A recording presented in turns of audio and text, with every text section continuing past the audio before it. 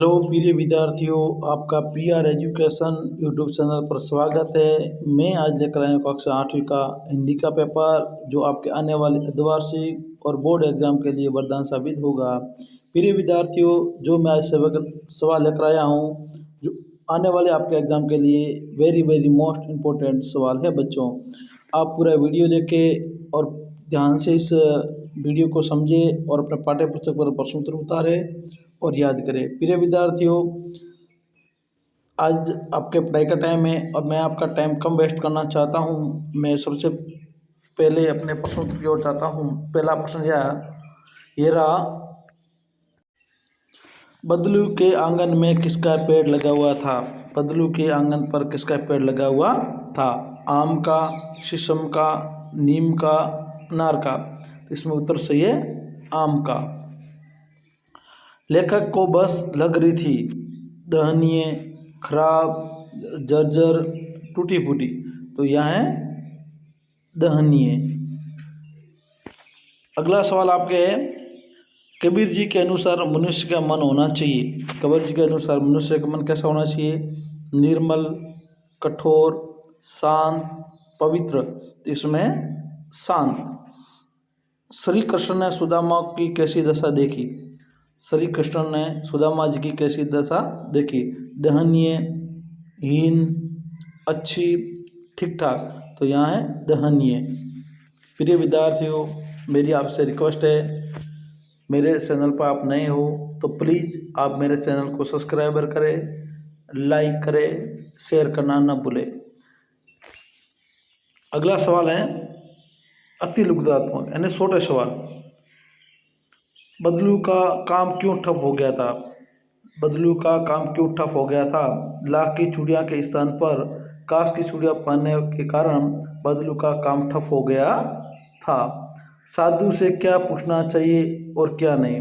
Very very most important सवाल है बच्चों। जो मैं आज लेकर आया सवाल वो 101% आपके वार्षिक में भी आएंगे और वार्षिक एंड बोर्ड एग्जाम में भी आएंगे।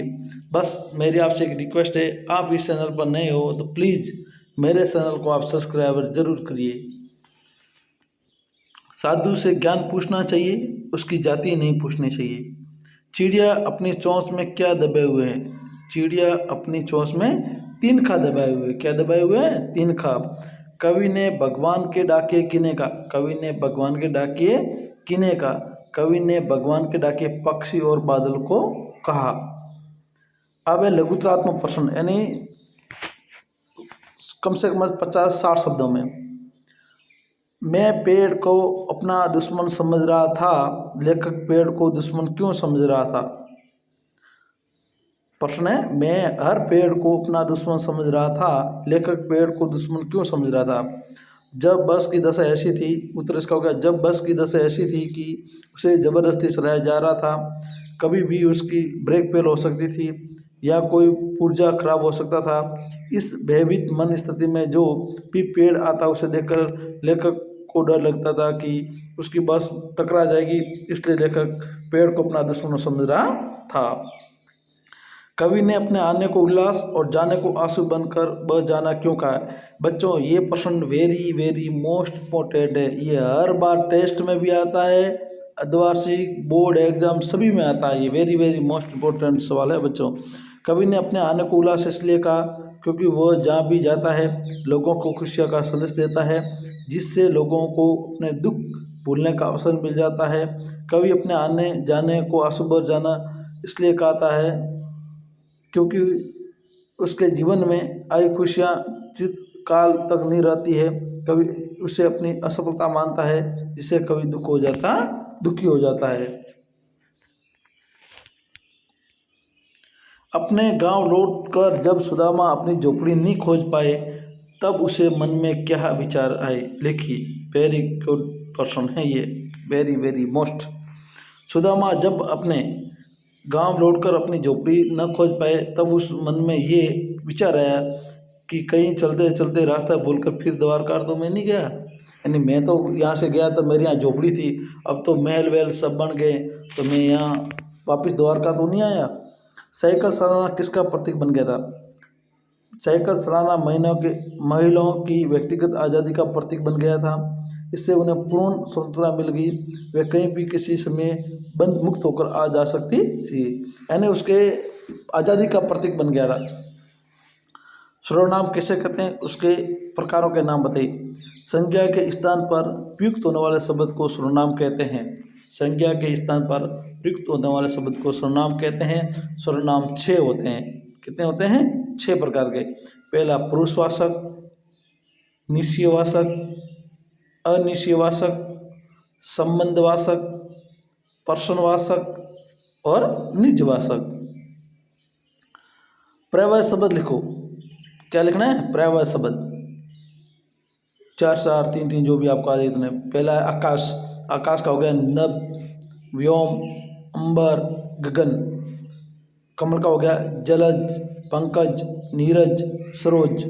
बादल का हो गया घन, मेघ, जलद, नीरज। जल का हो गया पानी, नीर, वारी और तोय।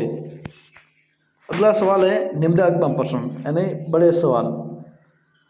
कबीर की साख्या क्या संदेश देती है? वेरी वेरी मोस्ट इम्पोर्टेंट सवाल है बच्चों। ये अपने पाठ्य पुस्तक में से याद कर लेना और इसमें से आपके जरूर आएगा, क्योंकि मैं अब इसका उत्तर बताऊंगा तो वीडियो थोड़े बड़े हो जाएंगे और वीडियो बड़ा होगा तो आप उसमें बोर हो जाओगे। इसलिए अपना पाठ्य पुस्तक में से इसको याद करना है। झरती हुई पत्ती थामने को बैठा हाथ एक से क्या तात्पर्य है? ये भी वेरी वेरी मोस्ट इम्पोर्टेंट सवाल है बच्चों। ये भी अपने पाठ्य पुस्तक में से याद करना है। पक्षी और बादल को भगवान के डाकिए क्यों कहा जाता है? यह भी बच्चों वेरी वेरी मोस्ट इम्पोर्टेंट सवाल है। ये भी अपने पाठ्य पुस्तक में दिया हुआ है, उसको याद करना है और एग्जाम में ये जरूर आएगा। पक्षी और बादल को भगवान के डाकिए क्यों कहा जाता है? अगला सवाल है, अपने 8वीं कक्षा उत्तीर्ण कर ली है तथा 9वीं कक्षा में प्रवेश लेना चाहते हैं। अपने विद्यालय के प्रधानाध्यापक को स्थानांतरण प्रमाण पत्र टीसी हेतु प्रार्थना पत्र लिखना है। यानी आपने 8वीं क्लास पास कर दी है, आप 9th में एडमिशन लेना चाहते हो तो अपने प्रधानाध्यापक जी को टीसी के लिए प्रार्थना पत्र लिखना है। तो सबसे पहले लिखना सेवा में श्रीमान प्रधानाध्यापक जी महोदय, जो आपके स्कूल का नाम है स्कूल का नाम लिखना है। बाद में लिखना है विषय टीसी लेने हेतु, उसके नीचे लिखना है मान्यवर जी, ये लाइन छोड़ देनी है। उसके बाद सर्व निवेदन है कि मेरा नाम राहुल है, मैं आपकी क्लास में 8वीं उत्तीर्ण फर्स्ट डिवीज़न से कर चुका हूँ, A ग्रेड प्लस से। अब मैं अन्य स्कूल में पढ़ना चाहता हूँ। अतः श्रीमान जी आपसे निवेदन है कि आप मेरे को टीसी दे लेने का कष्ट करावे। मैं आपका आभारी रहूँगा। आपका भवदीय राहुल, रोल नंबर, क्लास, उत्तीर्ण, डेट और धन्यवाद, ऐसा लिखना है। अगला सवाल है, किसी एक पर 250 शब्दों का निबंध लिखो। किसी एक पर, और ये वेरी वेरी मोस्ट, जो मैं 5 आपके 4 लेकर आया हूँ निबंध, उनमें से पक्का एक निबंध आएगा। वेरी वेरी मोस्ट इम्पोर्टेंट है।